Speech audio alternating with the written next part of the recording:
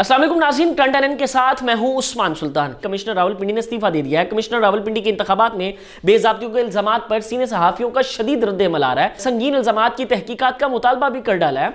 आपको मजीद बताते चलें कि कमिश्नर रावलपिंडी लियाकत अली चट्ठा ने इंतखाबात के नताइज पर सवालात उठा दिए हैं, जिसके बाद धांधली की कहानी में एक नया मोड़ आ गया।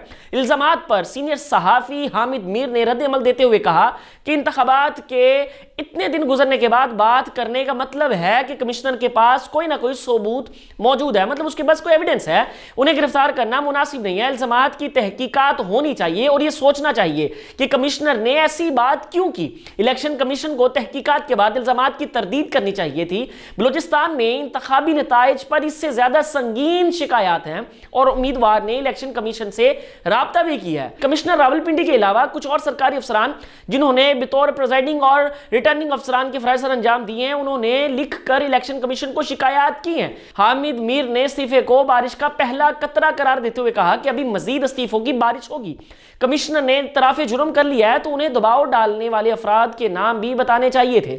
इल्जामात की तहकीकात से सारा कच्चा चट्ठा खुल जाएगा। इलेक्शन कमीशन को इंक्वायरी के बगैर इल्जामात को मुस्तरद नहीं करना चाहिए।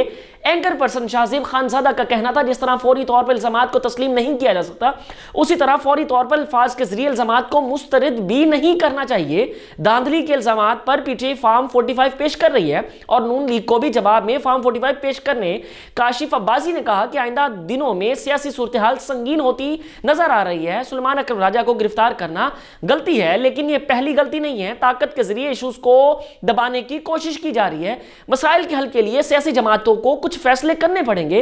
अगर रावलपिंडी में कौमी असम्बली की नशिस्तें जितवाई गई हैं तो सूबाई असम्बली की नशिस्तें भी जितवाई गई होगी। मतीउल्लाह जान ने तवील ट्वीट दागते हुए मुख्तलिफ सवाल उठा दिए। इन्होंने लिखा कि कमिश्नर रावलपिंडी के संगीन इल्जामात बेबुनियाद नहीं हो सकते। क्या लियाकत चट्ठा 4 मार्च को रिटायर नहीं हो रहे? क्या उनकी ग्रेड 21 में तरक्की के लिए सिलेक्शन बोर्ड का 6 फरवरी का इजलास मुलतवी नहीं हो गया? इस पस मंजर को मद्देनजर रखकर इल्जामात दुरुस्त भी मान लिए जाएं तो क्या एक कमिश्नर की बतौर रिटर्निंग अफसर ड्यूटी लगाई जाती है? हो सकता है मुस्ताफी कमिश्नर के अमल और तहवील बहुत से फॉर्म 45 और इन्होंने रिटायरमेंट से पहले ग्रेड 21 में तरक्की के इम्कानात खत्म होने पर तबाहकुन बयान जारी कर दिया हो। मतीउल्लाह जान ने बताया कि कमिश्नर रावलपिंडी गुज़िश्ता 4-5 हुकूमतों में तवातर के साथ अच्छी पोस्टिंग लेते रहे हैं और रिटायरमेंट के करीब जब उनको तरक्की का लालच देकर धांधली करवाई गई और वादा खिलाफी हुई तो वो मौसूफ फट पड़े।